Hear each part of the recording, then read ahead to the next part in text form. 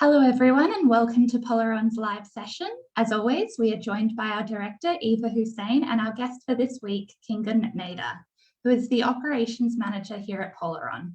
Kinga will be having an in-depth look at how to gain Polish citizenship. If you would like to learn more about gaining Polish citizenship, subscribe to our Facebook page where we upload videos weekly. Over to you. Thank you, Stephanie, and a very good morning to you, Kinga.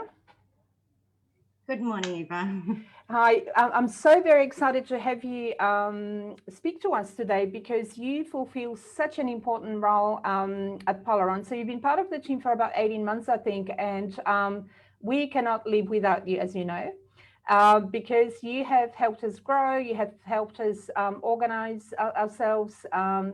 You are just an integral part of everything we do. But what does your job involve, Kinga? What do you actually do? Your job title is a global operations manager. What does a global operations manager do on a daily basis? Okay, so overall, I look at the processes within operations, obviously, but on a daily basis, look, I would say that I deal with every single person within the company in the operations team, obviously. I look at how they work, how they could work a little bit better.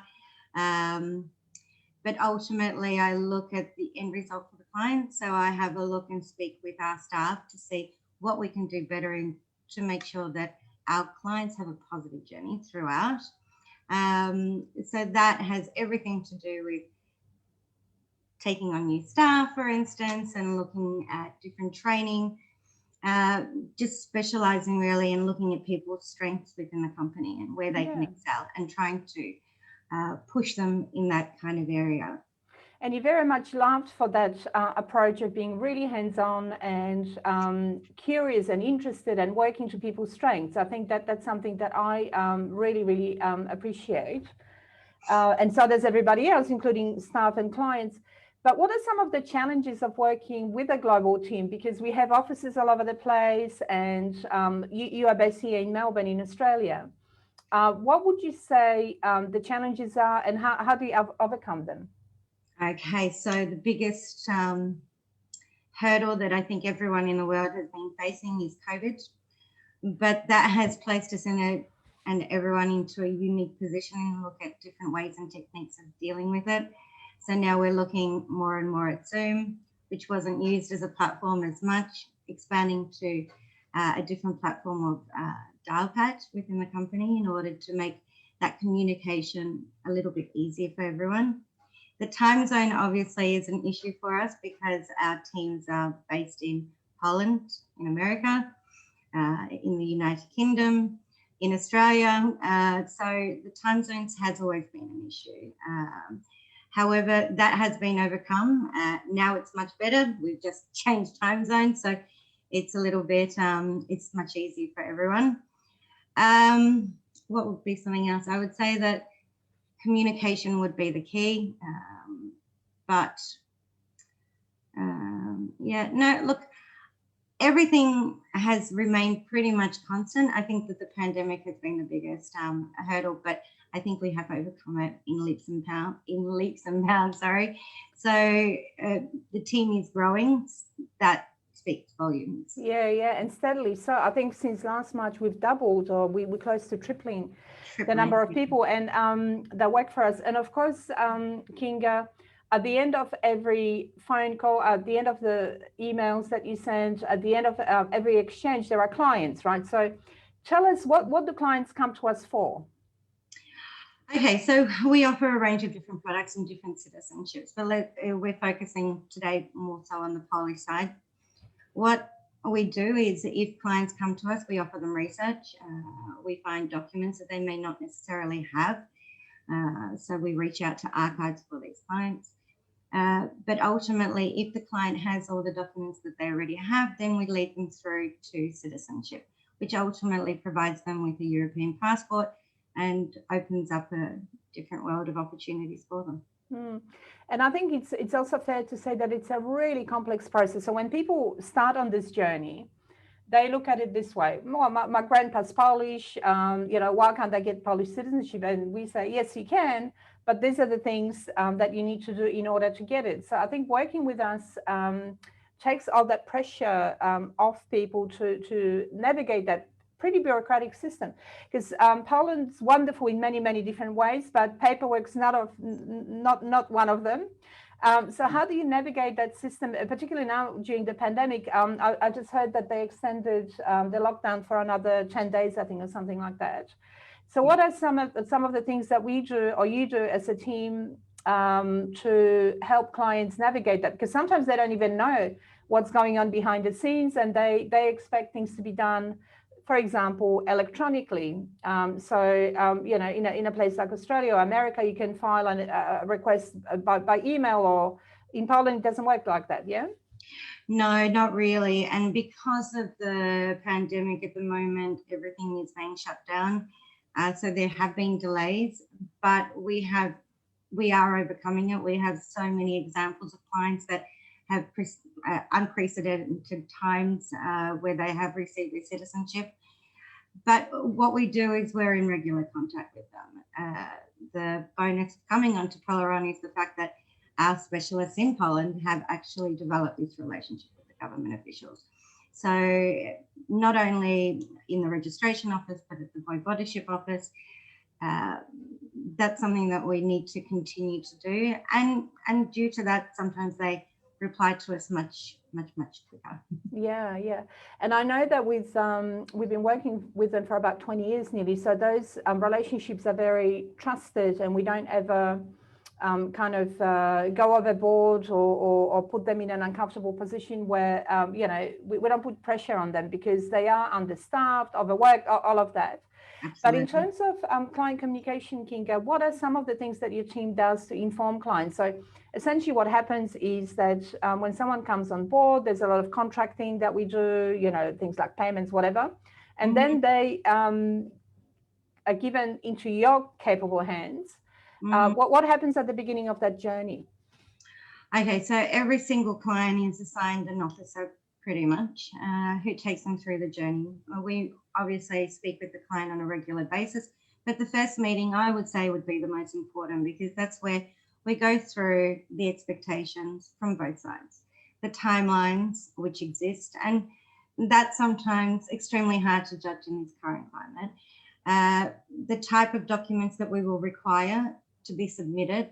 This isn't a requirement from our side, it's a requirement from the Polish side. The letters of authority in order for us to act on clients' behalf is very important too. So one of the most important things and the most regular questions I would say is where do I source these documents? So we guide our clients through that process. We also tell them how these documents need to be presented. I know this has been discussed in a different setting. However, whether it's an original document, whether it's an apostle document, whether it's a certified document, a notarized document, there's so many different aspects to it, which depending on which stage, which country your client is from, it really depends what we need from that client. Yeah, and it's a bureaucratic maze, really, because if you think of a country like the US, and I think I've said it at a couple of other sessions that I've held, is that you've got 50 states. Every single one of the states has a different way of doing birth certificates, marriage certificates, apostilles, notarization. So the rule and our ability to navigate it or them is what our clients engage us for. So we just kind of meet in the sandwich, I would even call it, where clients' expectation is that things are going to be efficient, fast, and you know, somehow by magic we're going to print them off a passport. But in reality, of course, it doesn't happen like that. And sometimes there are really little things that cause massive issues. So, for example, if somebody's name is misspelled. So one of the examples I give is if, you know, my own name, let's say, yeah. So I was born with the name Eva, which is spelled with W. But to make it easier for English speakers, I actually had an official change name. So my name is now Eva. But if you give a document to the Polish government with just one little letter that's different to what is on some other documents, they can't cope, right? They go bananas and they're like, what on earth have you given us? So what happens there? How do we help people manage documentation and accuracy of documents? Okay, so after the initial conversation, we send them an email follow-up stating exactly what is required. At that stage, when the client still has further questions, I always say it doesn't matter when you have a question, reach out to us and we'll get back to you as soon as that's possible, usually within the next working day. But we do guide people to different departments and tell them what to say. And at times, if people are struggling, provide them with a link to exactly that site. Yeah. So It is important because, as you were saying with the W and the V, well, I've had a client that had just in between his name a hyphen between his birth certificate and marriage certificate. And even that the registration office said to us, well, we need that to be clarified. So he had to go back to birth, deaths and marriages, and this is a client in Australia. And he had to fix it, and now it's fine. But it's those tiny things that need to be picked up on at the start in order not to delay the process any further. But this is why we're here, in order to pick up those mistakes and make sure that everything happens as quickly as possible. Right. And you did say at the end of the day, we are at the mercy of a Polish government, and sometimes things go very smoothly, sometimes they do not. So we help clients manage those relationships, or try and find sometimes really creative solutions to issues like a hyphen or a W. What would you say are some of the tips for people that are considering, let's say those that are watching us, and there's quite a few, let me tell you. Those that are watching us, what would be some of the tips that you could give them, apart from working with you, of course, in Polaron, tip number one, of how to get citizenship? What would you say are the best things to do if somebody's considering it? I always say, not only I would say to new clients, but clients that are already on board with us, I would say speak to your family. It's the best opportunity to reach out to family and have a conversation with them, depending on how and where you live. Pick up the phone, call them. If you can, go and meet them. Look in their attics, look through albums, try and talk about your family. One, it's interesting, but two, you might actually find something that will be extremely relevant, and it's something that will decrease the timeline for you. But also sit there and maybe while you're speaking with family or by yourself, sit there and do a timeline and like a tree, a family tree, and just work out who, where, what was born and so forth. And that, I think, would guide the process much, much, much more. Yeah. That's a great tip, Kinga. And I would also say, and you are the person that gets all the thank you emails when people get finally approved, sometimes after quite a few months of waiting. And do people tell you that there's more to a passport than a passport? Like once they get approved, what happens? What sort of opportunities does that open? I mean, you've mentioned families, and sometimes it's a matter of reconnecting with cousins or, second cousins or whatever. What happens to people once they get approved? Like what does it mean to a person to get Polish citizenship? Okay, well, I have clients that are so ecstatic because it means even though they haven't had that much to do with mum, they've always felt a close connection because either they moved and were born in the United States and they had a grandma who looked after them and told them stories, and they feel that it's the opportunity for them to go over without restrictions, without visas, and reconnect with their history, whether that means going to the parish or the place that they were born and visiting museums. But for others, it gives them an opportunity to work and extend their professional life. Others, it gives them the opportunity and their children to study abroad. And well, that creates an amazing opportunity. And so extremely, extremely delighted. Right. And I think for a lot of people, I don't know if you agree with me, it's like, oh, I'm Polish. Hold on a second. Yes, I knew that, but I didn't know that. And now I have an official piece of paper that says it, right? Correct. And for Polish citizenship, because they don't actually need to learn Polish. So sometimes I have clients that come back a few months later and say, I'm learning Polish. I'm getting there. It's very difficult, but I'm still persisting. Right, right. And Kinga, for those of us that don't know how it all works, could you just very briefly say in 3 steps, explain to us how does Polish citizenship work? How does one get it? What happens? Okay, so we do need to prove lineage.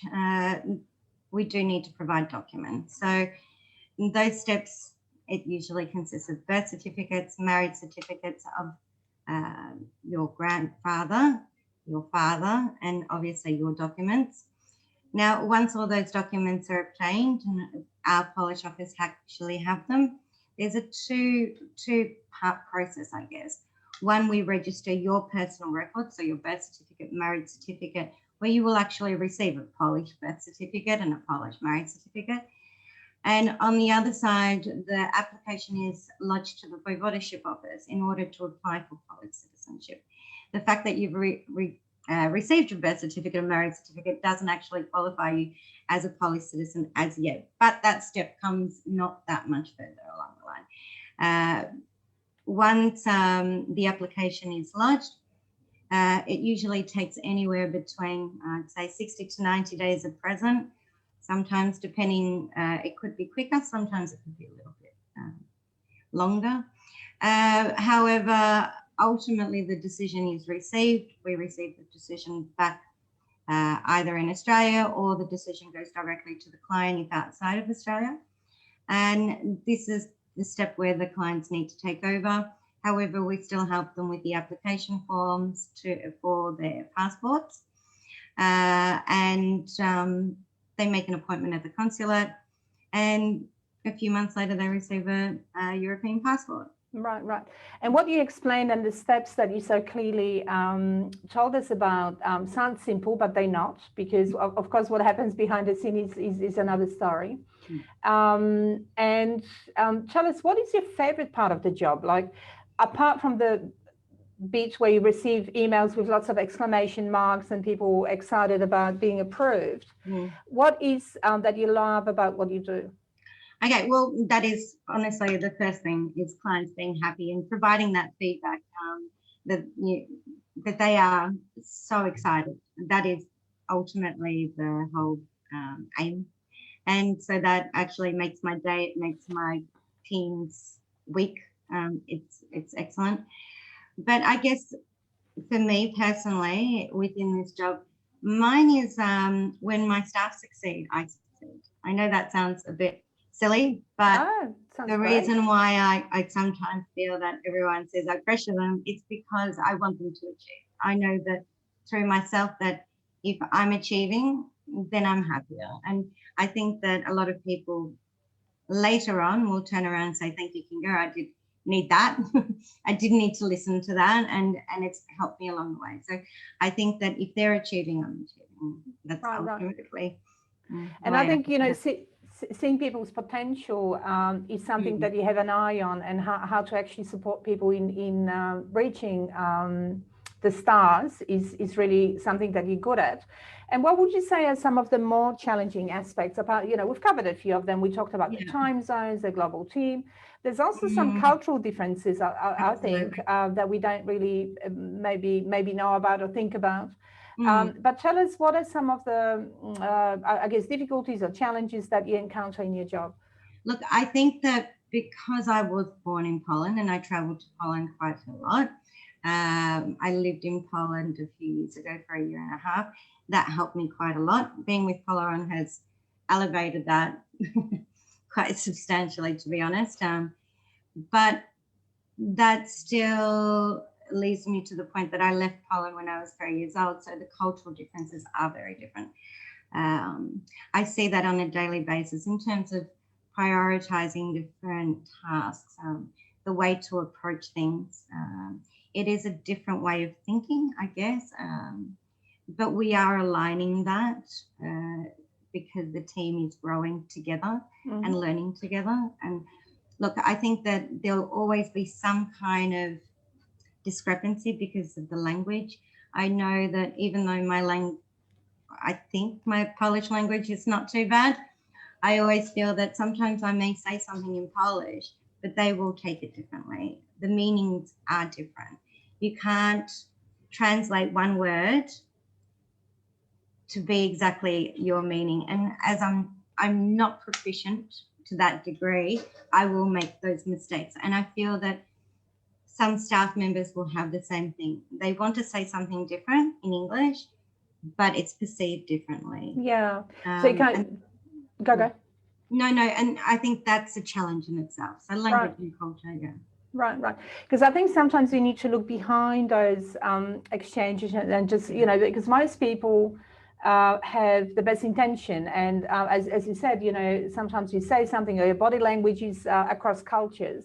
Yeah. Is a bit different to what people expect. And then there's a bit of a culture clash.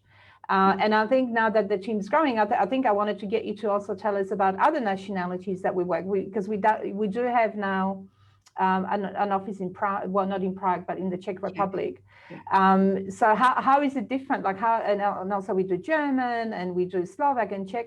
How is that different to Polish? Because there's different cultures yet again, no? They are different cultures, but I think that the way that I say it is that Germans are very down the line. Everything needs to be ticked and you know, your T's crossed, I's dotted and so forth. So that in itself, as long as you're proficient, I don't think that there's an issue in that regard. Language is a bit easier because a lot of Germans obviously speak fluent English. With Czech, I think that same concept as Polish offers, language and culture is a little bit different. So, but the two, because they're so obviously neighbours, are very aligned. And I think that's what makes this job very exciting, because so you're mentioning different nationalities, but I keep thinking about staff. So I've learned so much from, so we have Jakub in the Czech Republic, we have Marta, Agata, Gosha, and we now have Katrin here in Melbourne that does German. And every time I speak to those staff members about, you know, I guess things that are, well, not boring, but, you know, they're practical, you know, bureaucratic things. I learn a new thing, and you know, we look past those, I guess, you know, differences, and we see how we can work together. Which, being the head of a global team like that, you really have to be on top of all those issues and kind of build that team across, you know, different time zones, different cultures, different countries, different languages. So we've heard lots of very interesting things from you this morning, Kinga, and I wanted to hand over to Stephanie now for questions, because we do have quite a few, let me tell you. Over to you, Stephanie. Thanks, Eva. Yeah, we've had quite a few people comment and leave a question. So thank you to Donna for her question. She said she used a paid service to search for her grandfather's Polish birth certificate, but they couldn't locate it. She has some other items showing he was born in Poland, but she doesn't have any family members left to help her. Is there a way that she's still able to obtain citizenship? I might grab that one, Kinga, if that's okay with you, because this is this we get quite a lot with people coming from us from other service providers. And you know, with Poland, it is a bit of a hit and miss, and it depends on so many factors whether you can find something or not. Because I think, generally speaking, Poland's got really good records, but not much of it is digitalized, although they've been making efforts over the last, you know, 10 or 15 years. But it depends on the quality of the information you start with. It depends on the quality of the company you're working with, and it depends on the quality of the archives and the archivist that accesses records. And sometimes you contact the same archive and you get two different responses. So for Donna, I would say try again. Maybe not. You know, I'm not sure, but if you come to us, we can have a look at your case and to see if there's anything we would do differently. But the thing with Kinga's team, let me tell you, that they're really persistent. They do not take a no for an answer. We sometimes need to be really creative. So we look at the documents and we try and read between the lines and see, okay, what else is there? You know, starting with people's signatures or a little note on the margin or whatever it is. And have we exhausted all the avenues? Should we be trying somewhere else? It is a process that requires a lot of patience. I can see that Paul Waller has just commented. It's very true.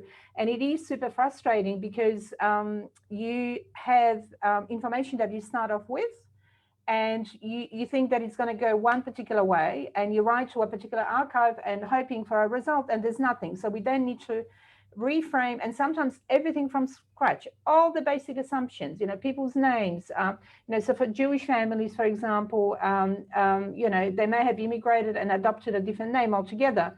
So we have to go back to cemeteries and see, what were their Yiddish or Hebrew names. So it is a journey that's at times frustrated, but you do hold people's hands throughout the Kinga, is that right? Absolutely. And, I guess ultimately we will continue to try until we will not leave a stone unturned. That's ultimately. Yeah. That's exactly. And look, honestly, our team of researchers are really diligent. And I think that if anyone can do it, we can do it. That's exactly right. And I think we can be very plain and open about what happens, but we are constantly under your leadership improving the way we communicate and how we communicate the information to client, how often. Now, you mentioned pandemic earlier, but of course it brought a lot of good things in that we on Zoom every day, several hours a day, talking to people, explaining things in a way that built that trust and clients understand that we are doing our best. We sometimes stuck with certain systems or archives or whatever it may be. But I think it's the communication bit that's also part of your purview. Is that right? You manage communication across the operations team. Yeah, the one thing that I think that everyone does need to realize is that, as you said earlier, is especially archives, most of them are not digitalized. So it's not a matter of writing the request. We do have to write them a formal letter, and that takes time. They have to physically go and look for it, so it does take time. Yeah. But the good thing with Poland is that they will, at times, if there is an opportunity to redirect the research, they will look at that as well. That's right. And if you think of Poland's history, of course, and how the borders shifted, it's a country that didn't exist for 123 years. And then when it was reestablished in 1918, you can imagine that the aggressors, the things were being burned, and also it went through, 2 major wars and changes in borders. So sometimes we do have to reach out to places like Belarus or Ukraine. And these are difficult places to deal with, not just during the pandemic, but altogether, because there's, a bit of resistance, I guess, or they if we're talking about cultural differences, that's a major cultural difference, because, they really quite different in terms of how they operate, and nothing over there is digitalized. Okay, I think we have time for one more question. Kinga, over to you, Stephanie. Great, thanks to Pamela also for this question. Pamela says that her grandmother was Rosenborn in a part of Galicia, but immigrated to the US in the early 1900s. And she's wondering if there's any hope of her being able to get a Polish passport. Absolutely. Listen, you have a Polish ancestor, there's hope somewhere there. But in a case like that one, Donna, whose family left before 1918, so this is before Poland became Poland again, you cannot most likely, although I'm not 100% familiar with your case, get citizenship through descent, which is what Kinga was explaining. There is another avenue called the grant of Polish citizenship, and it is available for people who may have lost their citizenship, or their ancestors, or they have never held it. So Donna's, I think, grandmother or great-grandmother potentially was Polish by nationality. She may have spoken the language, felt Polish, whatever, but there was no Polish citizenship before 1920, yeah? So for cases like that, we would need to pursue the grant option. Guess what, Kinga? We've run out of time. It is 1 minute to 10 o'clock here in Melbourne. So I'm just going to hand over to you just for the last few words. But before I do, I just wanted to thank you sincerely for your time this morning. I know you're a busy person, so we're really grateful for your time and for coming on board and explaining how you work and what you do. And you are one of those quiet leaders from behind the scenes who get everything organized. I know you well. And as I said, we wouldn't have grown and provided such a wonderful service without you. So thank you, and over to you just for the last few words. I would like to thank you as well. I know I've said this on a number of occasions, but it is a pleasure to work with Polaron, due to the fact that the integrity level is so high, and obviously the value systems that are in place. And that's one of the most important things for me to work for a company. And I think it's at high regard. So it's been a pleasure, and it is a pleasure. And you've been amazing. So thank you so much. And everyone, have a good day. Look, if anyone wants to reach out to us for any questions, so I know we've had lots that we haven't been able to address.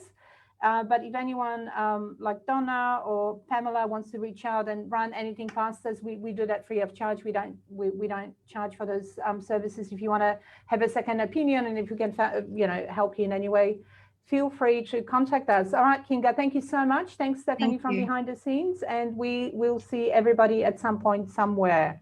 Thanks heaps. Bye. Bye.